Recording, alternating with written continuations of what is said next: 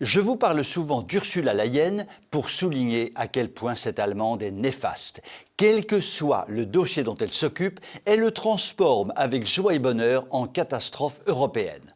Ardente destructrice de ce qui fut encore notre exceptionnelle industrie nucléaire, passionnariat des centrales thermiques au charbon anti-écologique comme jamais, pousse au crime hystérique concernant la guerre en Ukraine, ennemi déclaré des classes moyennes européennes, amie amoureusement amoureuse de tous les grands de la planète à condition qu'ils soient riches, etc. La très sulfureuse Madame Le Guin n'en rate pas une et est objectivement un danger public pour l'Europe en général et pour la France en particulier. Cela dit, il n'est pas impossible que Madame Le Guin ait franchi une ligne jaune lorsqu'elle a procédé à des commandes de vaccins pour des milliards et des milliards d'euros auprès de ses grands amis de Pfizer notamment, commandes évoquées dans des échanges par SMS, ce qui pose juste problème quelque part, je veux dire, comme disent les bobos du Marais, après s'être imbibés de substances étranges fournies peut-être par leur ami Palmade. En effet, comment toute personne normalement constituée peut-elle imaginer que des dizaines de milliards d'euros de commandes de vaccins puissent faire l'objet d'échanges par SMS? C'est juste impossible des fois. Il a été demandé, redemandé et surdemandé à Madame Le Guin de produire, avec gentillesse et élégance, les fameux SMS qu'elle a échangés avec les laboratoires pharmaceutiques, et notamment avec Pfizer. Madame Le Guin a systématiquement refusé de transmettre ces fameux SMS. Nein, pas gros SMS fourni, forbidden, fournir gros SMS, allez vous faire cuire un œuf, fou, jamais connaître SMS. Et donc, personne ne connaît le contenu de ces fameux messages SMS, mis à part Madame Le Guin, le président de Pfizer, dénommé M. Bourla, et peut-être quelques autres. Mais voilà que cela se complique, car notre ami Florian Philippot vient de nous informer qu'une plainte au pénal avait été déposée contre Madame Le Guin en Belgique et vient de nous indiquer que lui-même va déposer une plainte au pénal contre Madame Le Guin en France. Si la présidente autoproclamée de l'Union européenne fait l'objet de plusieurs plaintes au pénal, c'est que son dossier SMS commence à sentir le roussi et pourrait bientôt s'enflammer d'un seul coup. Le seul problème que nous connaissons tous est que la justice de Belgique et de France risque dans ce dossier d'être à la justice ce que la Corée du Nord est à la liberté. Cela dit, ces plaintes au pénal sont un magnifique début, ce n'est qu'un début, continuons le combat. Je vous souhaite une très bonne soirée.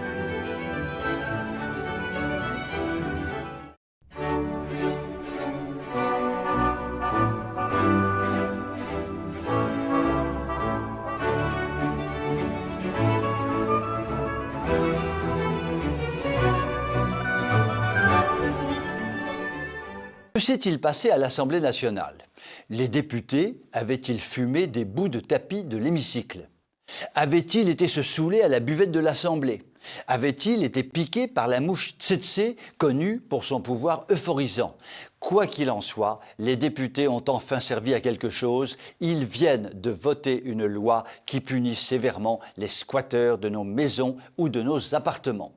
Si j'étais particulièrement désagréable, je dirais « mieux vaut tard que jamais » car cette loi aurait dû être votée depuis belle lurette.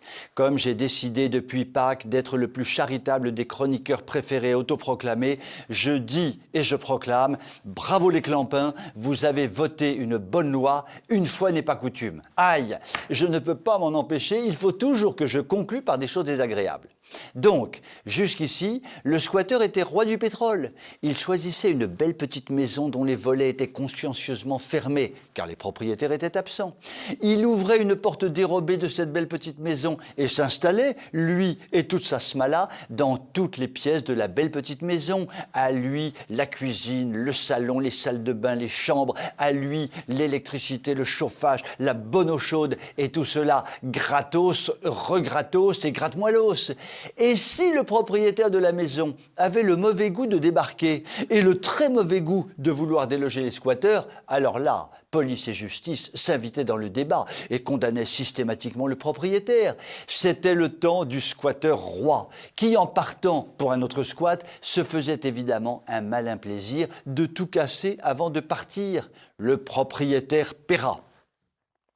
Si un écrivain courageux avait osé écrire il y a un demi-siècle un roman sur une situation aussi abracadabrantesque, la critique l'aurait traité de fou furieux, pire qu'Hidalgo la Gogolito. Et pourtant, il se serait agi d'une réalité bien française, bien de chez nous, qui allait prospérer très rapidement. Les députés se sont enfin saisis du problème et font enfin changer la peur de camp. Le propriétaire n'est plus un délinquant et le squatteur le devient puisqu'il peut être condamné lourdement et rapidement. De façon synthétique, les squatteurs encourent jusqu'à 3 ans de prison et 45 000 € d'amende et les procédures d'expulsion vont être accélérées. À ce prix, il vaut peut-être mieux éviter de squatter et se contenter de cambrioler. Cela dit, comment cette loi va-t-elle être appliquée compte tenu de ce qu'est devenue notre justice qui est dans un état de délabrement avancé et de ce qu'est notre police qui ne se montrera peut-être pas très vaillante pour expulser? Attendons et voyons. Je vous souhaite une très bonne soirée.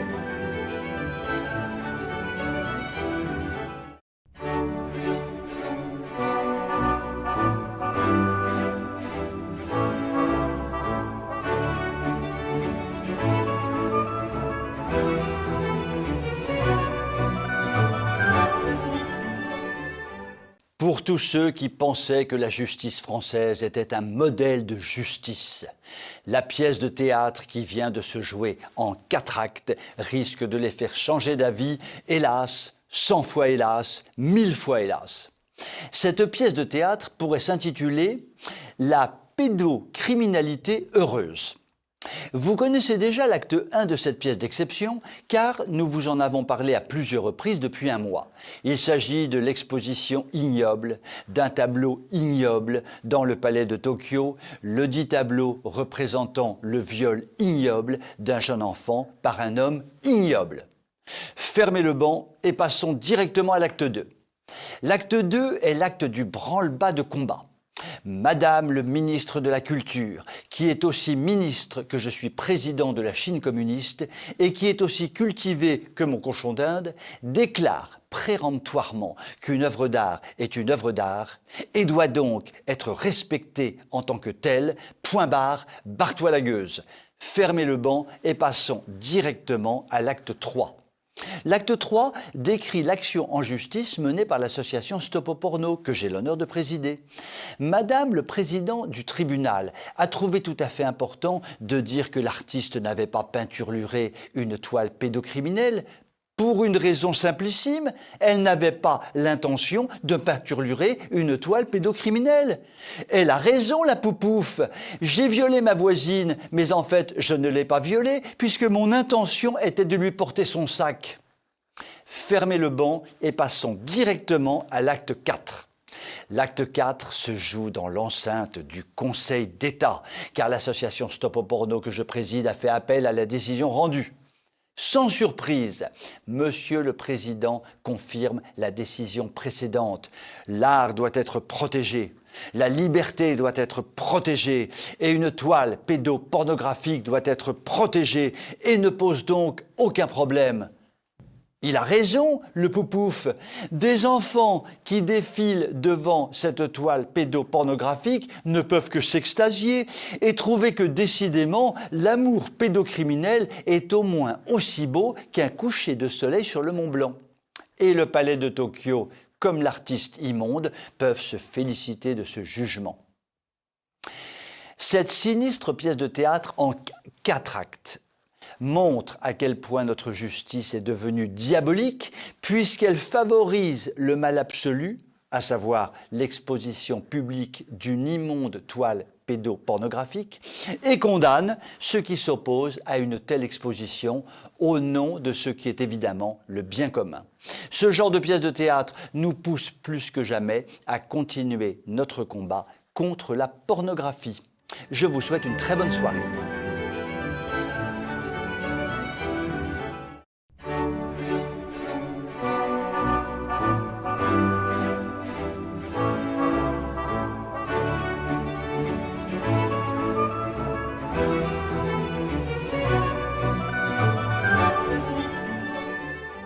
Ce que chacun d'entre nous, catholique ou non, serait en droit d'attendre de l'Église catholique, c'est que celle-ci s'affiche à temps et à contretemps comme la meilleure organisation de promotion du bien commun. Or, depuis des années, un nombre considérable de Français, catholiques ou non catholiques, considèrent que l'Église prend désormais des positions qui la classent évidemment parmi les déconstructeurs de notre cher vieux pays. Une toute récente déclaration de Monseigneur de Moulin-Beaufort, président de la Conférence épiscopale de France, donne hélas raison à tous les Français qui sont de plus en plus effrayés par les positions revendiquées par l'Église. Ainsi, dans une émission télévisée récente, le patron des catholiques français ne craint pas d'affirmer que l'immigration est une donnée définitive à laquelle il est impossible de s'opposer et qui doit se traduire par l'établissement du bonheur ultime du vivre ensemble merveilleux. Et de citer bien sûr le pape François, grand immigrationniste devant l'Éternel, inconditionnellement favorable à toutes les immigrations possibles, sauvages ou pas, dans tous les pays de la planète, sauf au Vatican peut-être. Cette position de Moulin-Beaufort est tellement abracadabrantesque que je me contenterai de la contredire par quelques éléments tellement évidents qu'ils ne demandent aucune démonstration, ces quelques éléments ne constituant évidemment pas une liste exhaustive. Tout d'abord, où l'évêque a-t-il été chercher qu'il était impossible de s'opposer à l'immigration? A-t-il étudié les politiques de certains pays comme la Pologne, la Hongrie ou le Japon qui limitent drastiquement l'immigration et s'en portent fort bien? Ensuite, notre évêque écoute-t-il régulièrement le journal télévisé de TV Liberté, qui indique très régulièrement que les prisons sont occupées très majoritairement par des immigrés et que le nombre de coups de couteau annuels, qui était de 0 dans les années 50, est maintenant de l'ordre de 50 000, ces coups de couteau étant délivrés très majoritairement par des immigrés. Moulin-Beaufort s'est-il renseigné auprès d'économistes sérieux pour connaître le coût annuel de l'immigration qui ruine littéralement la France, puisque seuls 10% des nouveaux immigrés vont travailler quand 90% d'entre eux vivront de nos services sociaux? Notre évêque sait-il que la Suède, jusqu'ici l'un des pays les plus laxistes en termes d'immigration, vient de prendre des mesures drastiques pour la stopper net, tant le vivre ensemble suédois est devenu un petit enfer? Et sait-il que la Finlande vient de se doter d'un gouvernement conservateur bien décidé à imiter la Suède? Moulin-Beaufort sait-il que le très célèbre cardinal Sarah, l'un des hommes les plus importants du monde catholique, africain de son État, ne cesse de répéter que les pays occidentaux doivent mettre un frein drastique à cette immigration suicidaire qui risque de tuer l'Occident tout en déshabillant l'Afrique? L'Église catholique officielle française vit majoritairement dans un rêve absurde fondé sur une idéologie aberrante. Au lieu de s'occuper de remplir ces églises qui se vident à la vitesse du cheval au galop, elle s'allie sans scrupule aux forces mondialistes qui ont pour premier objectif de détruire les nations et donc la nation française en ce qui nous concerne. L'on ne peut que comprendre l'incompréhension ou la colère du monde de la résistance contre une telle Église, hélas, soutien inconditionnel du Vatican en ce qui concerne les positions de cet État sur l'immigration. Je vous souhaite une très bonne soirée.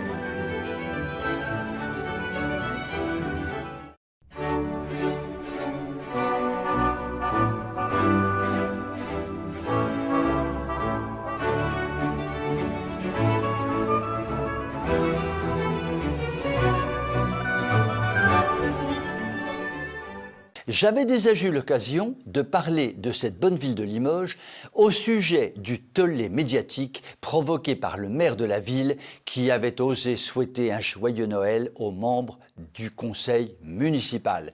Reconnaissons-le, le maire avait dérapé grave et si la République n'était pas une bonne fille, il aurait dû être décapité sur place, point final.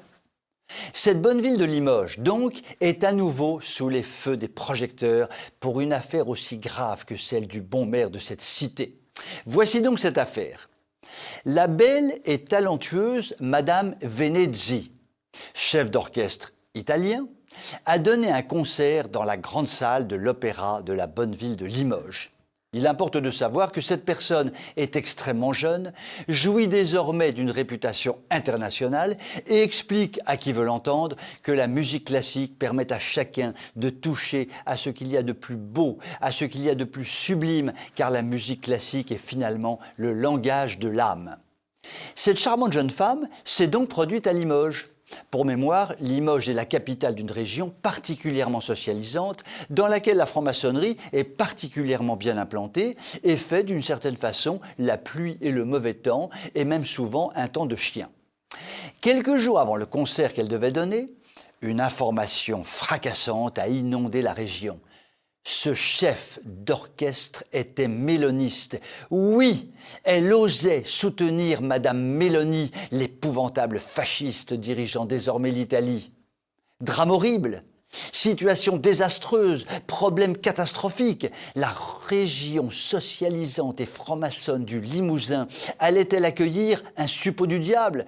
Car l'on sait que pour la gauche, la liberté est totale, mais exclusivement pour tous ceux qui acceptent son idéologie. Donc, le chef d'orchestre n'aurait pas dû être toléré à Limoges. Une manifestation ridicule de gaucho-bobo s'est tenue devant l'opéra au moment du concert. Les responsables limougeaux de l'organisation du concert se sont couverts de ridicule en n'osant pas envoyer au plot tous ceux qui s'opposaient de façon aberrante à ce concert. Finalement, les chiens ont aboyé et la caravane musicale est passée. Tout cela démontre une nouvelle fois que nous en sommes revenus à l'idéologie communiste la plus pure. Pour celle-ci, l'art ne peut être accepté que s'il se vautre dans le politiquement correct. Ainsi, notre jeune et brillante chef d'orchestre, pour la même prestation musicale, aurait dû être jetée dans les feux de l'enfer parce qu'elle avait soutenu Mélanie, mais aurait dû être adulée si elle avait manifesté qu'elle était écolo-bobo. Tout cela démontre une nouvelle fois la déliquescence totale de nos pseudo-élites politico-médiatico-culturelles. Je vous souhaite une très bonne soirée.